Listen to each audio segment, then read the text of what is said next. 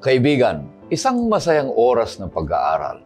Sa ating pag-aaral ng salita ng Diyos, sa oras na ito ay isang pagsamba sa Kanya, sapagkat ang ating buong diwa ay nakatuon lamang sa Kanyang mga salita. Pagsamba sa Kanya sapagkat handa na tayong sundin ang Kanyang mga tagubilin at isakabuhayan. Lalong lumalalim ang ating ugnayan sa Kanya sapagkat lumalago ang ating pananampalataya, ang ating kaalaman ayon sa Kanyang kalooban.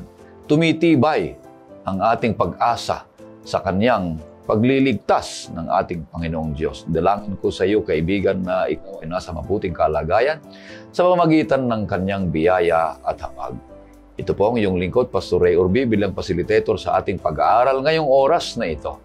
Binabati ko ang lahat ng ating mga kaibigan na patuloy na sumusubaybay at nanunood dito sa ating programa sa San Miguel Tarlac Church, Tuklong Kawit at Paradahan Cavite Church.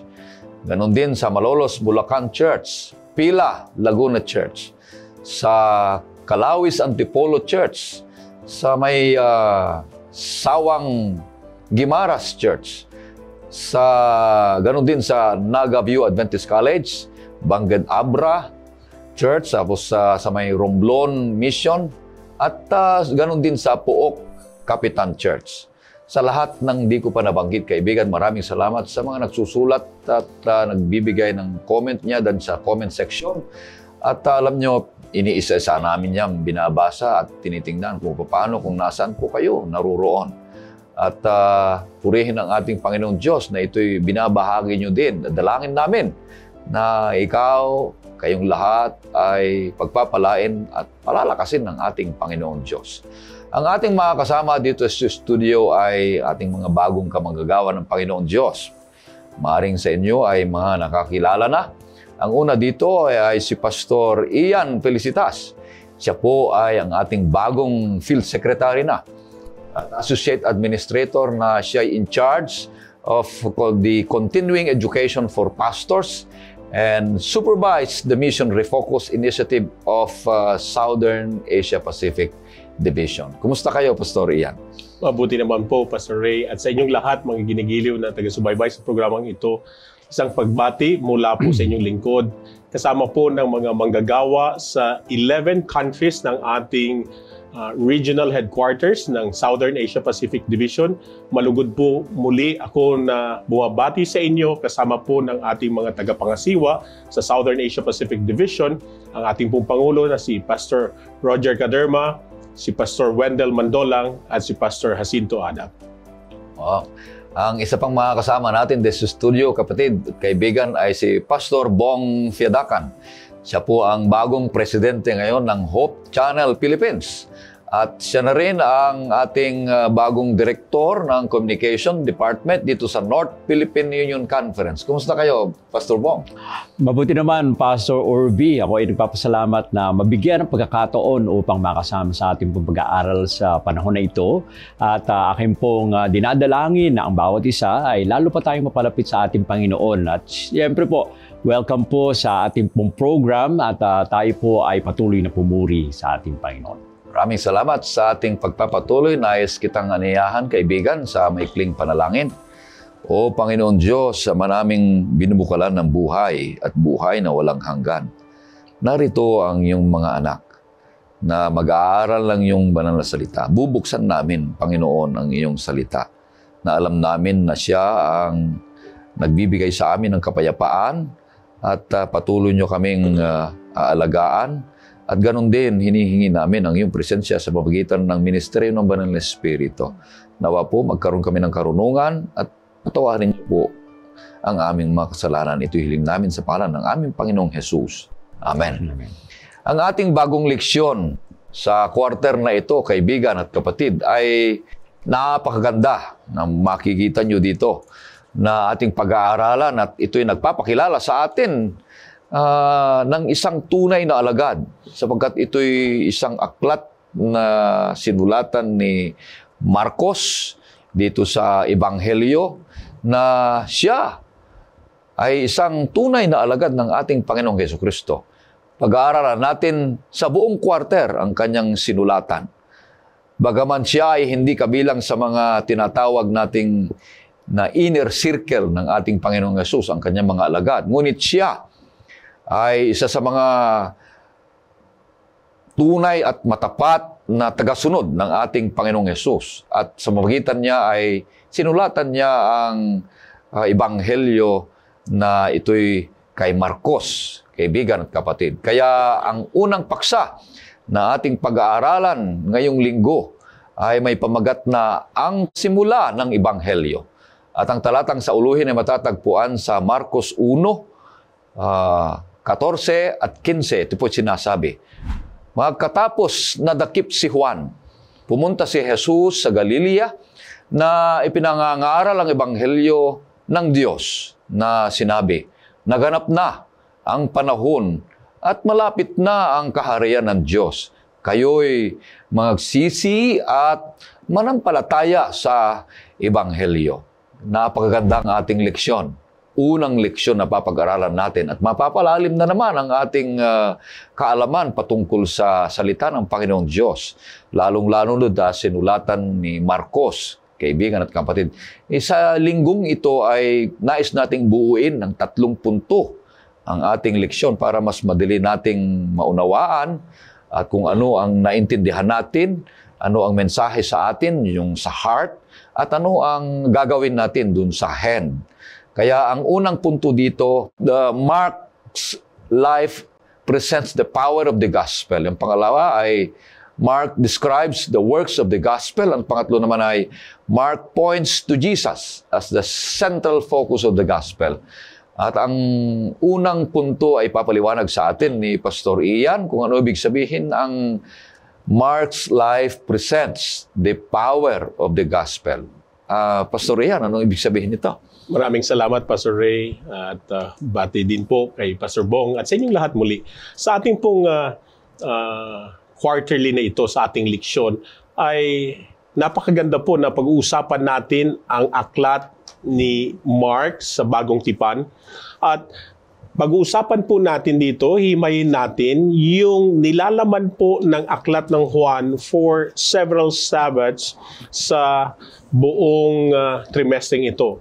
At gusto ko pong makita ninyo muna kung ano yung nilalaman po ng Gospels bago po natin ituon kaagad doon sa pagsagot doon sa unang punto tungkol sa buhay ni Marcos at ang kapangyarihan ng Ebanghelyo. Pag sinabi po natin Gospels o yung unang sinulat or unang mga 4 na aklat sa Bagong Tipan, ito ang Mateo, Marcos, Lucas at Juan, ito po yung sinatawag nating the Gospels or Gospels. Pero pag sinabi po nating Gospels, mga kapatid, merong tinatawag na Synoptic Gospels. Pag sinabi po nating Synoptic Gospels, ito yung magkakahalintulad, magkakaparehas, similar, like na mga aklat. Ito po yung Mateo, Marcos, at Lucas. Ang John po o ang aklat ni Juan ay isang unique na gospel because Jesus is presented in a very unique way doon sa aklat na yon. Kaya kung tawagin ng mga nagsasaliksik ng Biblia, this is the Johannine Gospel. Pag pinuntahan naman natin doon sa Synoptic Gospel, meron pong sinasabi kung sino ang naunang naisulat. Sino ba sa mga aklat na ito o ano ba sa mga aklat na ito, sa Gospels na ito ang nauna? Alam niyo mga kapatid, ito ay isang discussion na matagal na pong pinag-uusapan, pero tayo po'y naniniwala based on historical data and the evidence that we can find that there is what we call as the Markan priority. Pag sinabi po nating Markan priority, ang unang gospel na nasulat ay ang aklat ni Marcos. Ito kaagad ay nagsisignal sa atin ng uniqueness ng gospel na to. Kasi yung gospel ng Mark, mga kapatid, hindi siya katulad noong ibang 3 gospel. Medyo unique din po siya kasi yung Gospel of Mark is written in such a way na para po siyang action film. So yung scene ng mga nangyayari sa Gospels, mga kapatid, is presented in succession at mabibilis yung mga pangyayari. Ganito po ka-intriguing yung aklat ng Marcos. Ngayon mga kapatid, doon po sa pagkasulat ng aklat ng Mark, Mark presents yung gospel in a very interesting way. And kung titignan natin ito, Pastor Ray, simulan po natin doon sa unang talata ng Marcos. Ito po yung masusumpungan natin sa Marcos Kapitulo 1, versikulo 1. Tignan po natin ito. Ang pasimula ng Ebanghelyo ni Jesucristo, ang anak ng Diyos. Napakaganda mga kapatid. May discussion po dito na when you look at the Greek po, it seems that it's grammatically incomplete.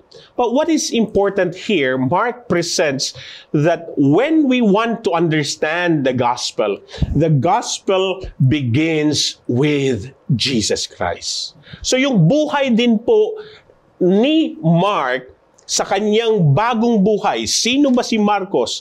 Ano ba ang role niya sa early church? At ano ba ang pwedeng makuha natin na namumuhay ngayon sa aklat na ito? Tayo na namumuhay sa taon na ito, tayong mga kabataan, tayong mga nakakaedad, at yung nilalaman ito, magagamit ba natin sa ating pangkasalukuyang ginagalawan? Yun po yung mga mahalagang tanong natin na makikita. At kung titignan natin dito, ito po ay malinaw na ito'y sinulat ni Marcos. Yung buhay ni Marcos, mga kapatid, alam nyo nung nakilala niya ang ating Panginoon, ang tawag lang sa kanya ay simply as Mark. Mark is a common name during this era. Katulad po ng pangalang Yeshua or Jesus. It's a common name, but they're unique in a sense. So si Marcos na ito, mga kapatid, ay malaki po ang chance that this Mark is not just any ordinary Mark, but this is Mark which is known in the book of Acts as John Mark. At itong Mark na ito ay nakasama ni Pablo sa gawain. At sa paggawa ni Pablo, nagkaroon sila ng, let's say, lapses and disagreements. Dahil sa experience at buhay ni John Mark, mga kapatid, probably he was coming from a different context. Hindi siya nasanay mamuhay katulad ng ibang mananampalataya ng ating Panginoong Hesus na namuhay silang mahirap, kundi siya ay nabuhay na may konting karangyaan, kaya nga't nahirapan siya, kaya nga't nung siya na ngayon ang nasa gawain, his initial experience was a failure. Kung tutunghayan po natin ang Gawa Kapitulo 13, makikita po natin dito ang ilang mga puntos sa buhay ni Mark. Makikita din po natin, mga kapatid, that Mark did not evidence a life that was the best. Pero alam niyo, mga kapatid, dahil hinayaan ni Mark na ang Panginoon pa rin ang mamuhay sa kanya, si Mark ngayon, mga kapatid, ang kanyang sinulat ay atin ngayong pinag-aaralan at isa sa mahalagang dokumento na nakasama sa Biblia, and which is presenting the truth that is in Jesus. So mga kapatid, ang aklat po ng Mark presents a life of a person that he is pointing to Jesus, who is the gospel, and he presents that anong nagawa ng gospel sa akin. Ito po siguro yung isa sa pinakamahalagang makikita natin dito, na ang gospel na ang ating Panginoong Hesus ito ay bagamat kung anuman ang buhay natin, pag siya ngayon ang gagawa sa atin, pwede niyang baguhin ang ating buhay. Wow! Yan ang unang punto, kaibigan, na ang kapangyarihan ng Ebanghelyo ay ipinakita o sinulat ni Marcos kung papaano ang ating Panginoong Hesus ay tumawag nga ng mga alagad. Ngunit itong mga alagad na ito ay hindi sila nagkakaintindihan. Diba? May mga, sabi mo, may mga misunderstanding sila patungkol sa gawain ng Panginoong Diyos. Pero ang maganda doon, nasa gawain sila ng Panginoong Diyos. At hindi sila naman yung talagang nag-aaway-away, kundi hindi sila nagkakaintindihan patungkol sa gawain. Hindi yung hindi sila nagkakaintindihan tungkol sa mga ibang mga bagay, kundi kung papaano nila palaguin at ipresenta o ihayag ang kapangyarihan ng ating Panginoong Diyos, ang kanyang ebanghelyo. Kaya nandyan si Pablo, nandyan si Barnabas, at nandyan si Marcos. Ngunit makikita ninyo, kapatid, na dahilan sa ebanghelyo na nakita ni Marcos na nababago ang kanyang buhay. Ganon din si Barnabas, ganon din si Pablo. Nagkakaisa sila na nakikita nila na ang pagbabago ng ebanghelyo sa kanilang buhay, ang Panginoong Jesus, ay gayon na lamang na kanilang ipinapahayag niyan. Kaya purihin ang Panginoon Diyos na si Marcos mismo, pinapakita niya ang buhay na makapangyarihan na binago ng ebanghelyo, kapatid. Kaya maganda ito. At pupunta na tayo sa pangalawa na punto. Ang pangalawang punto dito ay si Marcos. Mark describes the works of the gospel. Paano naman ipinakita ang mga gawain ng ebanghelyo. Ito'y ipapaliwanag sa atin ni Pastor Bong. Ang ibig sabihin nitong pangalawa, kaibigan. Pastor Bong. Okay, maraming salamat po, Pastor. Yung Mark's describe the works of the gospel, ito po ay inililarawan po doon sa Marcos, yung gawa ng ebanghelyo. No? Na kung babasahin po natin yung Mark 1, 2 at saka 3, meron pong tatlo na characters po dito. Si Jesus, na nagre-refer po sa Mark 1:1 dahil po siya ay anak, no? Anak ng ating Panginoon. At yung God the Father, although ito po ay implied doon sa verse 2 ng Mark, at saka si John the Baptist, no? Siya po yung messenger, siya po yung preacher doon dito po sa mga tala na narito po, no? Now, kung babasahin po natin, Pastor, basahin mo nga yung Mark 1:1. Kanina po ay binasa na yon at napakaigli lang po nito, yung pasimula ng ebanghelyo. Ito po ay si Jesus Christ, no? Na anak ng Diyos. Yan po yung binanggit kanina sa atin at binasa na sa atin.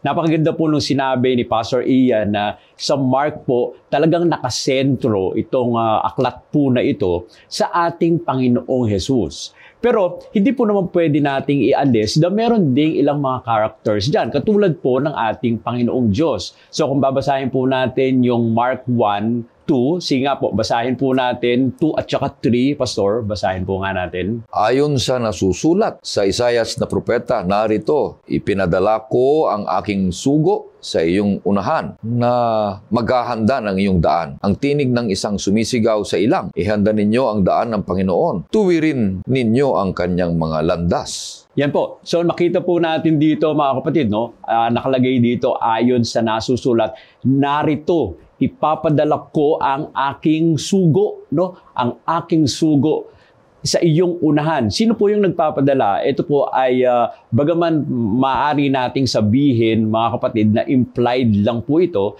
ang nagpapadala ay ang ating Panginoong Diyos, ang Diyos Ama. Ipapadala doon sa sugo at merong isang tao na sisigaw at maghahanda ng kanyang daan. At yun na nga po ay binabanggit po dito si John the Baptist. No? Now, kung titingnan po natin dito sa tala na ito, yung pagsigaw ni John the Baptist o yung paghahanda ni John the Baptist doon sa daan para sa ating Panginoong Hesus, makikita po natin na merong tatlong mga passages po na ito na kinuhanan doon sa Old Testament, no? Hindi po ito galing sa kung saan lang, kundi ito po ay galing sa Old Testament like Exodus 23:20 at galing rin po ito sa Isaiah 43 at saka sa Malachi 3:1, no? So tingnan po natin, mga kapatid, maaaring hilingin ulit natin si Pastor Urbi na basahin po muli yung Exodus 23:20, Pastor. Pakibasa nga po. Aking isinusugo ang isang anghel sa unahan mo upang ingatan ka sa daan at upang dalhin ka sa dakong aking inihanda. Binabanggit po dito mga kapatid, no? Although ito ay Exodus pagaling, ay nagpapatungkol din po ito ng ating Panginoon ay nagpapadala po siya. Nagpapadala po siya ng mga maghahanda. Katulad nito, sa Israel po, no? Ay hinanda ang Israelita para dalhin sa Canaan. Angel po ang ginamit po dito. Now dito naman sa Isaiah 43, Pastor, basahin nga po natin. Ang tinig ng isang sumisigaw, ihanda ninyo sa ilang ang daan ng Panginoon. Tuwirin ninyo sa ilang ang lansangan para sa ating Diyos. Yan po mga kapatid, no? Makikita rin po natin ito sa Mark na ito po ay talagang binabanggit dito na inihahanda ang daan para sa ating Panginoon. Sumisigaw. Sino daw po yung sumisigaw? Si John the Baptist po, no? Ang naghahanda. So, ibig sabihin, pinanda na ng ating Panginoon, ipinakita na doon in the wilderness, sa highways, sa byways, ay itong si John the Baptist, siya po ay maghahanda ng daan ng ating Panginoon. Marami po ang makikinig mga kapatid at makakarinig ng pabalita at sila po ay huhingi ng tawad para sa ating Panginoon. At yung pangatlo po mga kapatid, yung Malakay 3:1. Ito naman po ay nagpapatungkol din doon sa pinaghahanda yung messenger, naghahanda para doon sa highway para sa ating Panginoon. Pastor, basahin nga natin yung Malakay 3:1. Narito, sinusugo ko ang aking sugo upang ihanda ang daan sa unahan ko. At ang Panginoon na inyong hinahanap ay biglang darating sa kanyang templo. Ang sugo ng tipan na iyong kinalulugdan ay narito. Dumarating, sabi ng Panginoon ng mga hukbo.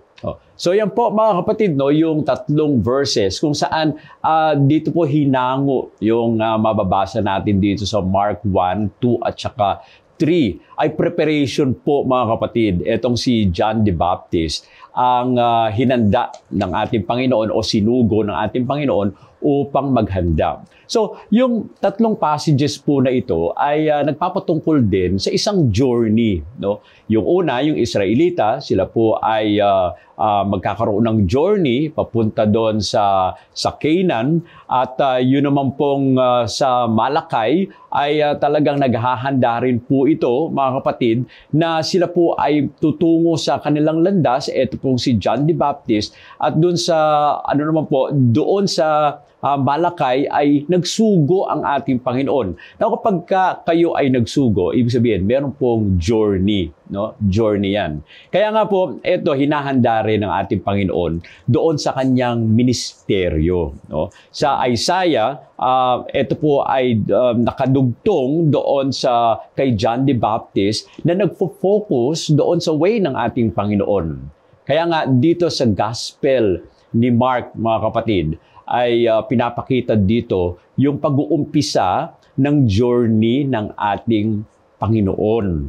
At itong journey to, ultimately, ay ang yugto po nito, ang dulo nito, ay yung sacrifice ng ating Panginoon doon sa cross ng Kalbaryo. Now, doon po sa quotation ng Mark 1, 2 at saka 3, si John the Baptist po ay tumatawag na tayo ay humingi ng tawad.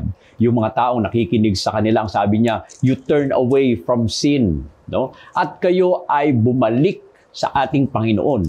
Kayo ay magpabautismo, kayo ay humingi ng tawad, magsisi, at ipagpatawad yung kanilang mga kasalanan. Now, bababasa po natin ito sa Mark 1:4. Sige nga po, Pastor, pwede ba nating basahin yung Mark 1:4. Si Juan na tagapagbautismo ay dumating sa ilang at ipinangangaral ang bautismo ng pagsisisi sa ikapagpapatawad ng mga kasalanan. Yan po mga kapatid, no? Tumatawag itong si John. At hinahanda ang daan para sa ating Panginoon. Now, ang ating Panginoon, wala pa ng time na ito na siya po ay tumatawag. At sa susunod po natin pong mga pag-aaral, mga kapatid, ay ating pong pagtutuunan rin natin ng pansin yung ministeryo talaga ng ating Panginoon. Now, etong si John the Baptist po ay marami ang nagsasabi na siya po ay si Elijah, no? Dahil sa ang kanyang kilos, ang kanyang damit ay katulad ni Elijah. At kung titingnan po natin, mga kapatid, mababasa rin natin sa Mark 1, 7 at saka 8 po, mga kapatid, na siya po ay nangangaral, no? At meron siyang kapangyarihan. At kung titingnan po natin, ay siya po ay sinasabi niya siya ay makasalanan. At siya rin ay dapat mabautismuhan. Pero kung ang pag-iisip po na ito, mga kapatid, ay isang pag-iisip na may mga pagpapakumbaba. Bagaman siya po ay inilagay ng ating Panginoon maghahanda nung daan. Pero makikita po rin pa rin natin, mga kapatid, yung humbleness nitong si John. No? Now, mababasa po natin sa Mark 1, 7 at saka 8. Kung ano yung mga nangyari doon, mga kapatid, maaari ba nating basahin, Pastor? At siya'y nangangaral na nagsasabi, dumarating nakasunod ko ang higit na makapangyarihan kaysa sa akin. Hindi ako karapat-dapat yumukod at magkalag ng tali ng kanyang mga sandalyas.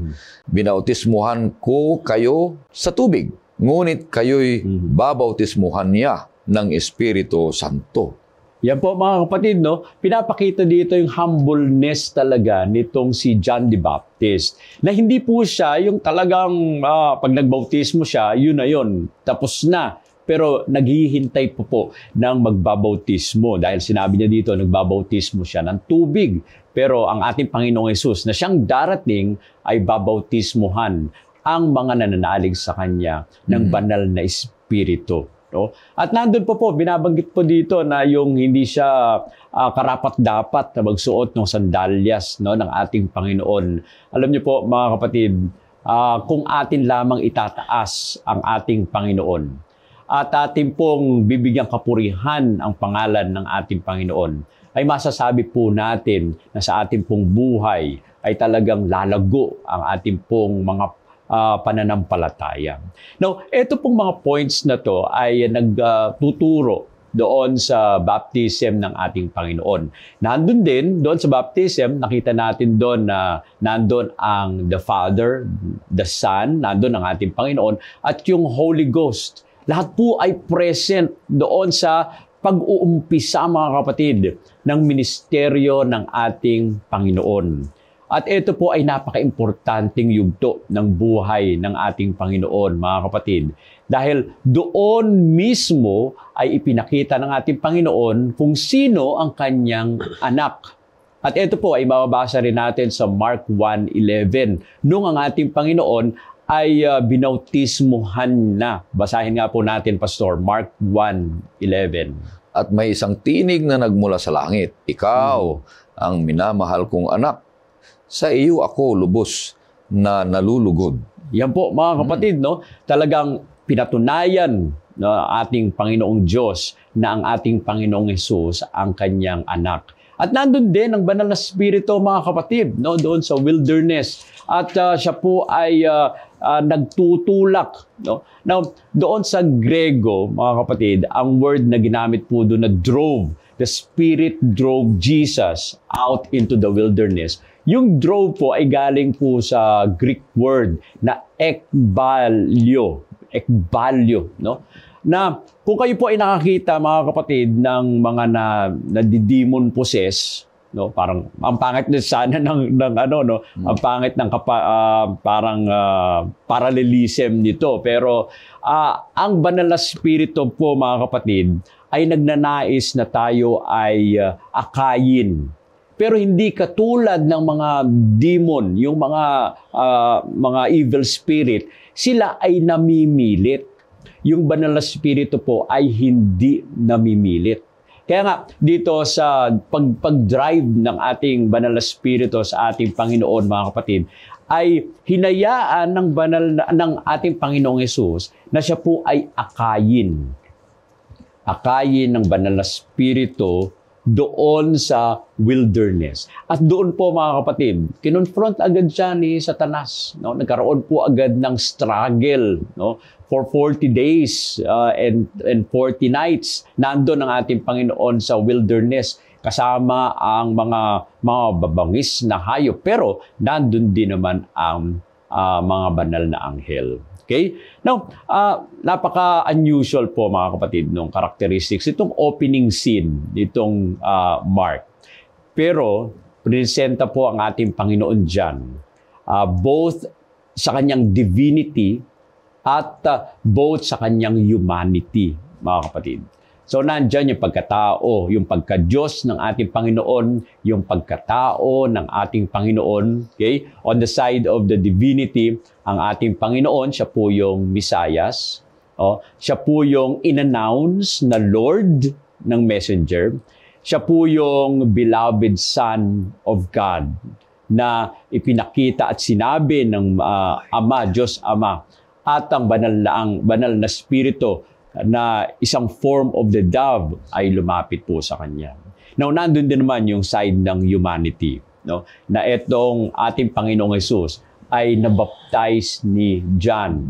At ang sabi niya ay gawin na natin ito para isang halimbawa. Okay? At siya rin po ay hinayaan niya yung banal na Espiritu na itulak siya. No? Doon sa wilderness, pwede naman siyang tumanggi, pero dahil siya po ay nagpapailan lang sa banal na Espiritu, siya po ay sumunod. At doon ay siya po ay natempt. Tinempt siya ni Satan. Hindi po siya natempt, kundi he was tempted by Satan.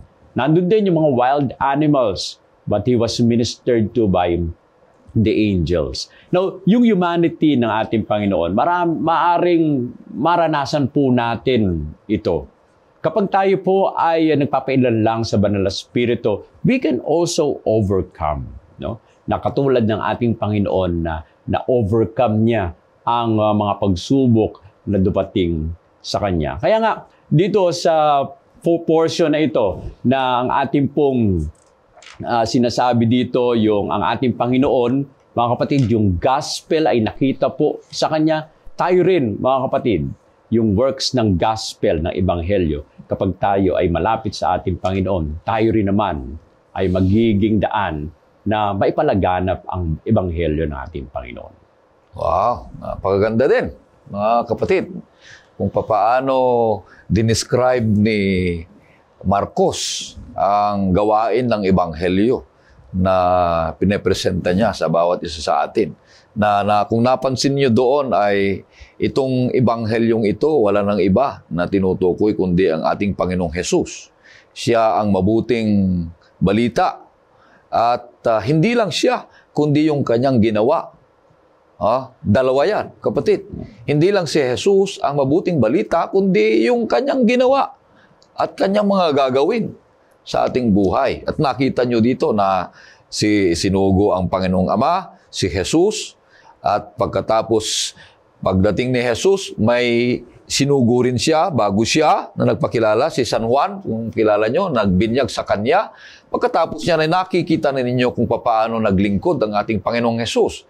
Kung paano niya ipalaganap at ihayag ang ebanghelyo ng kanyang Ama, ang kaligtasan na dala ng langit, papunta sa ating bawat isa sa atin. At nakita nyo kung paano ang Panginoong Hesus ay malayasin niya ang mga demonyo. Yan. Sapagkat nabinyagan siya at nabautismuhan. Kaibigan, si Hesus nga ay nagpabinyag. Ano? Tayo pa kaya?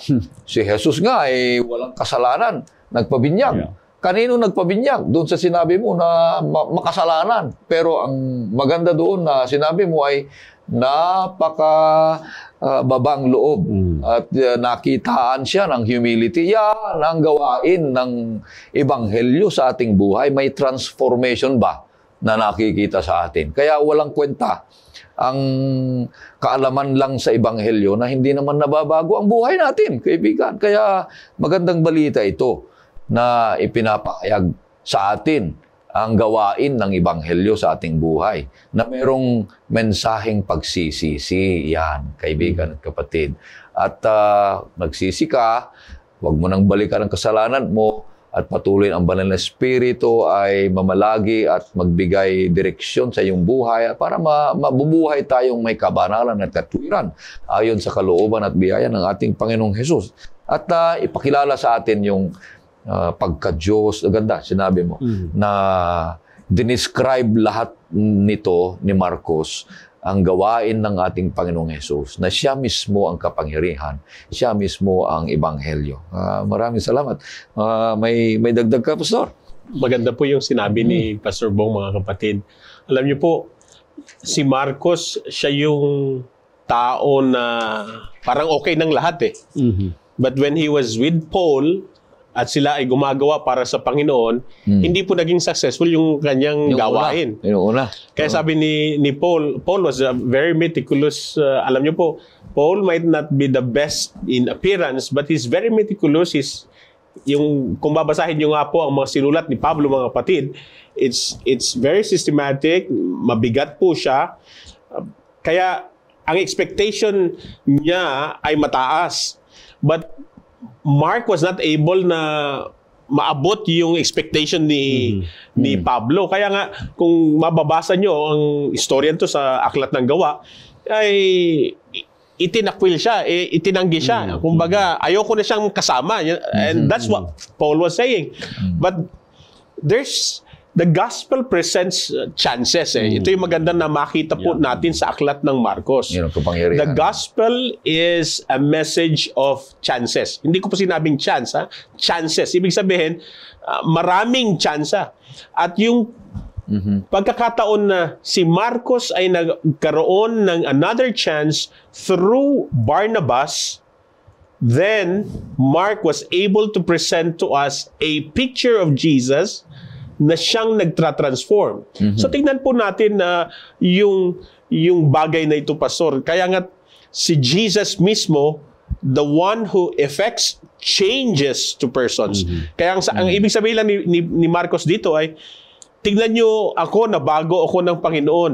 Kaya nga yung kanyang sinulat ay nagkukwento rin, nagsasalaysay din ng mga pagbabago sa mga buhay ng tao. Kaya nung sinimulaan niya to, present ni Pastor Bong kanina sa atin, that Jesus is the transforming agent. And that's how the gospel would always present Jesus. Meron po akong gustong ibahagi, Pastor.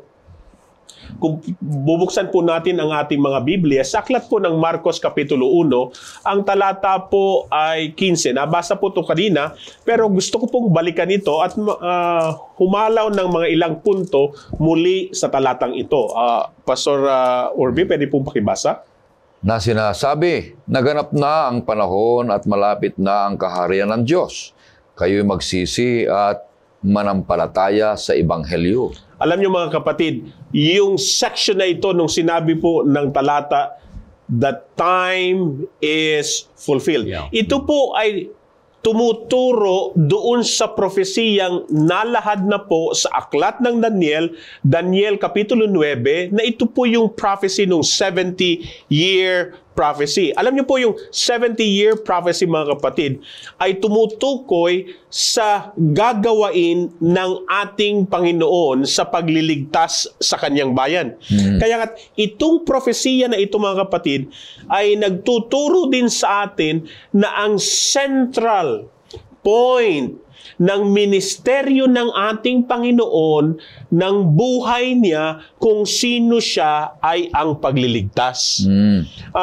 Alam natin, mga kapatid, na ang pag-rebuild ng Jerusalem ay nagkaroon ng maraming dating system, maraming dates ng panimula, pero nung taong 457 BC, mga kapatid, or years before Christ, ito po yung taon na pinag-utos ng Haring Artaxerxes na magkaroon ng paggawa muli and establishing of the state of Israel. Kaya nga noong panahon na ito, ayon sa Ezra Kapitulo 1, versikulo 1 hanggang 4, ito yung simula noong prophecy ng ating Panginoon. itong tala na ito po yung naglilink doon sa binasa kanina ng ating buting pastor, Pastor Urbi, sa pangunguna po ni Pastor Bong, yung verse 8, tungkol doon sa bautismo ng ating Panginoon. Ito ngayon yung nag-highlight nung ministry ng ating Panginoon nung 27 AD, siya'y nabautismuhan at sa fulfillment ng propesya, mga kapatid, in the midst of the week, Jesus was slain. So ang ibig sabihin, mga kapatid, ng isang kahalagahan nito, the book of Mark presents a call for salvation. Si Marcos, sabi niya, itong sinusulat ko ay sulat tungkol sa pagbabago ng mga buhay. At kung paano ako nabago. Kaya nga, hayaan nyo pong dagdagan natin ng konti, yung verse 17, mga kapatid. Pastor Ray, pwede nyo po bang ipaglingkod sa ating mga taga-subaybay yung versikulo 17? At sinabi sa kanila ni Jesus, sumunod kayo sa akin at gagawin ko kayong mga mamalakaya ng mga tao. Alam nyo po, ang aklat ng Marcos ay mayroong tatlong theological theme. Una, sa yung personality ni Christ, yung po tinatawag natin Christology. Tapos meron po tayong tinatawag dyan yung cosmic dualism. Makikita natin dito, mga kapatid, that Jesus has emancipated many people na nag-struggle sa kaaway, yung mga na-possess. He has let go. At maganda po yung dinala ni Pastor Bong, yung when he cast out the demons, yung paggamit niya po nung Grego, lalo na po ni Marcos, nung ekbalo. Pag tinapon ka, yung ekbalo na yan, Christ makes you free. Itinatapon niya yung masama sa kawalaan. Ibig sabihin, pag binago tayo ng Panginoon, yung masama na yan, binabago ng Panginoon. But, here's the point. Yung pagka-Diyos ng ating Panginoon, malinaw po yun. Pinakita po kanina ng Pastor Bong kung sino siya. He's part of the Trinity.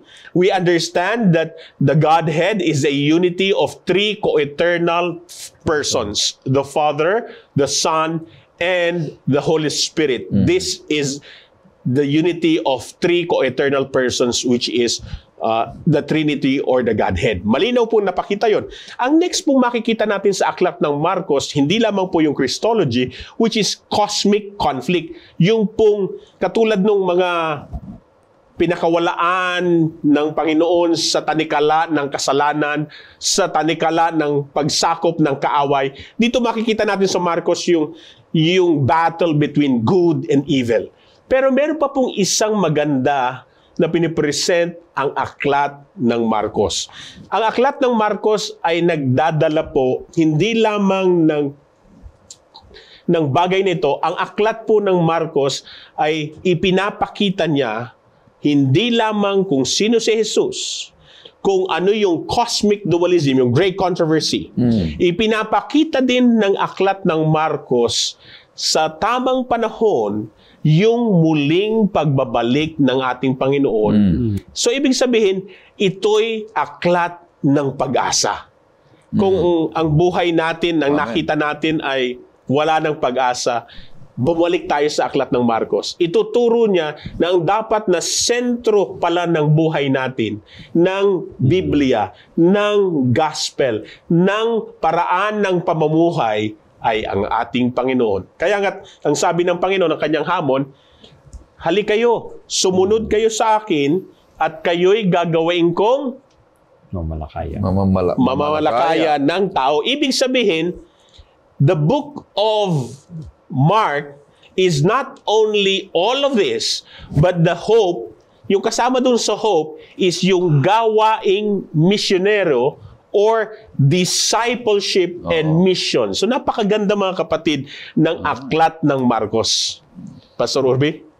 Yun ang pangatlo na sinasabi ng punto na si Marcos, na si Jesus ang sentro at focus ng Ebanghelyo na magbabago ng buhay ng bawat isa sa atin. Napakaganda na ito'y tingnan natin na lahat ng mga itong sinasabi ni Marcos ay patungkol kay Jesus na siya ay fulfillment ng propesiya o hula na sa kanyang pagdating ay eksaktong nangyayari. So, ipinangako niya rin na kung ang bawat isa sa atin ay sumunod tayo sa kanyang panawagan na magiging kanyang mga alagad, gagawin niya tayong magiging alagad din. At napakaganda nito. Tama-tama sa iyo, Pastora. Noon ay mission refocus at saka discipleship. Ngayon ay nasa ngayon sa mga education ng mga pastor at mga layman at mga kapatid na babalik tayo doon sa prinsipyo ng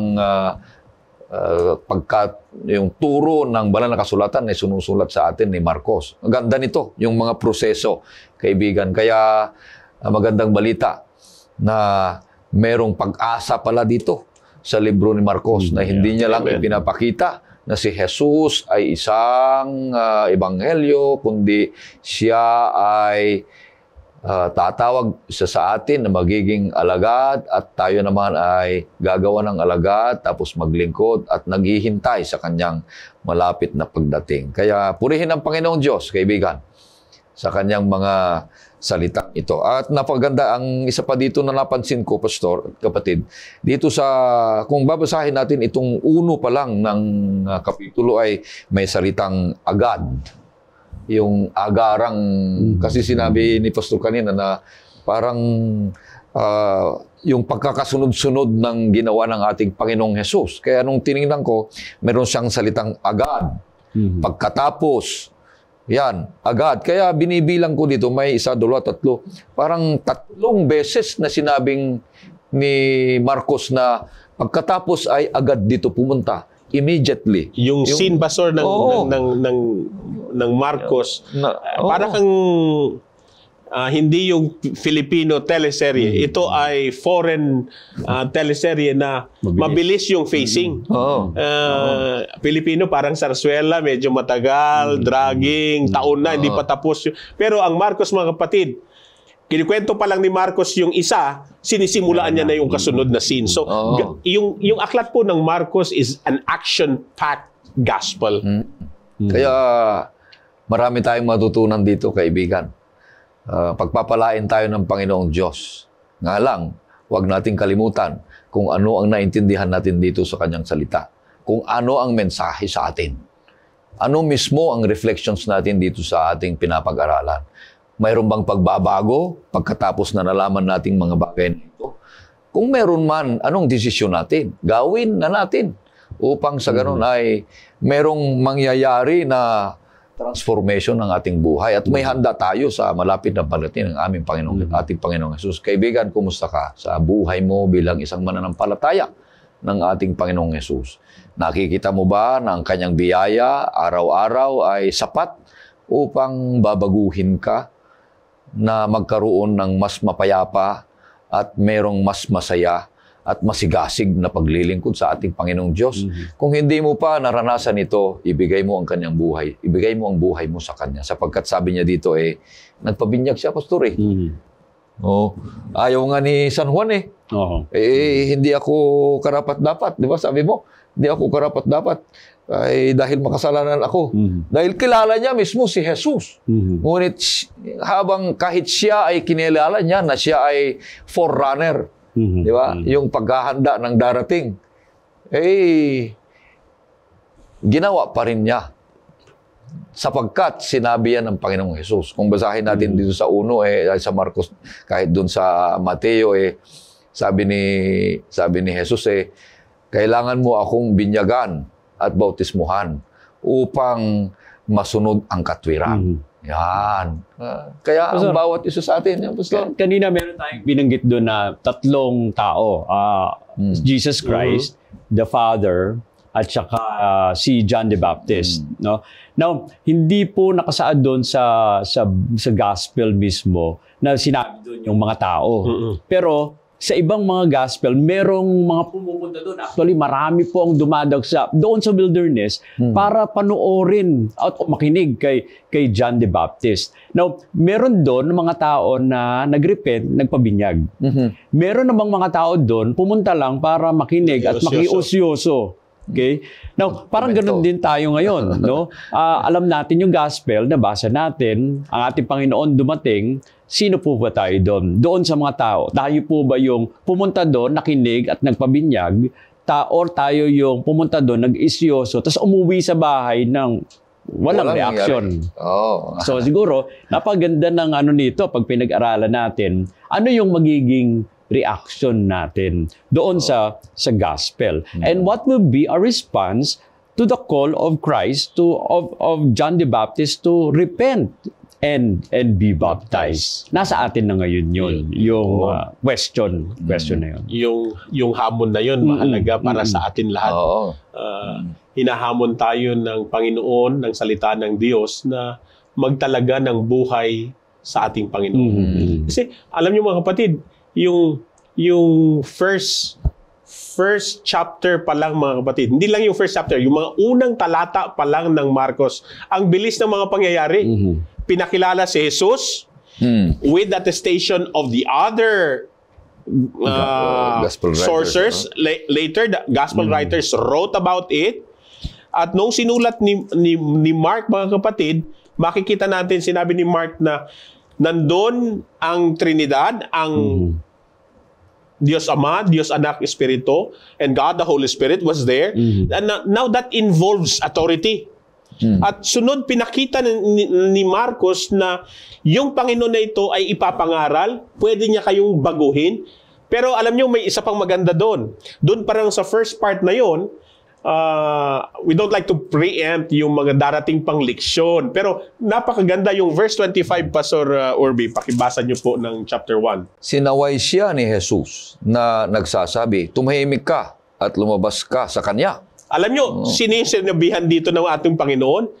Hindi lang yung tao, yung diablo, yung masamang spirito na siyang lumulukob sa tao. At ibig sabihin, yung ating Panginoong Hesukristo, kayang bumago ng tao, ang kapangyarihan niya ay kapangyarihan ng Diyos, kaya nga't ang masamang spirito ay sumusunod sa Kanya. Ibig sabihin, ang Diyos na sa Kanya'y ipapasakop natin ng buhay, kaya niya tayong baguhin, kaya din tayong ilayo sa mga masasamang spirito na ito.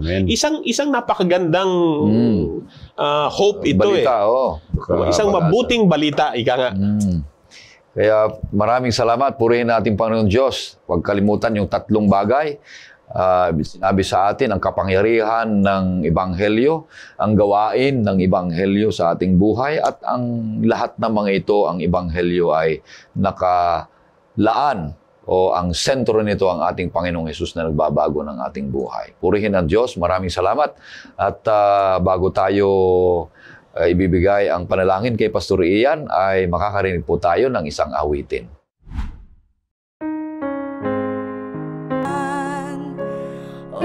Jesus, ako'y iyong tulungan, laging sa lakas mo manangan,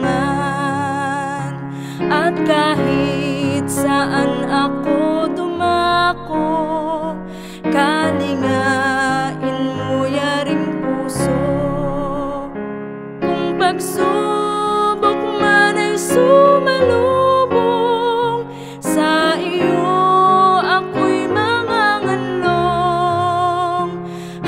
sa wakas nitong landasin, tahanan mo ay aking datnin.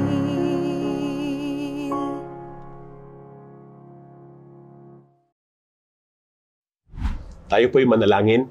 Amang banal Diyos na makapangyarihan sa lahat. Salamat Panginoon na kayo may binigyan nyo ng chance upang mag-aral muli ng inyong salita. Bagong pag-aaral po sa tema po ng Aklat ng Marcos, nawa gabayan nyo kami. Tulungan po ang aming mga taga-subaybay sa kanilang pang pagbubukas ng kanilang mga Biblia, sa kanilang pakikinig, ay marinig nila ang pabalita ng Aklat ni Marcos, ang pabalita ng Ebanghelyo, ang mensahe tungkol sa aming Panginoong Diyos. Tulungan po ang bawat isa sa amin na mabago ng salita ninyo, ang Biblia, at lubusang ipasakop ang aming buhay sa inyo lamang. Maraming salamat, Amang Banal, na dininig po aming dalangin dahil ito'y hindi namin hinihiling sa aming mga abang karapatan, kundi sa makapangyarihang pangalan ng aming Panginoong Hesus. Amen. Amen. Maraming salamat, kaibigan, sa patuloy na pagsusubaybay. Kayo ay manatili dyan sapagkat mahal kayo ng Panginoong Diyos kagaya ng pagmamahal namin sa iyo.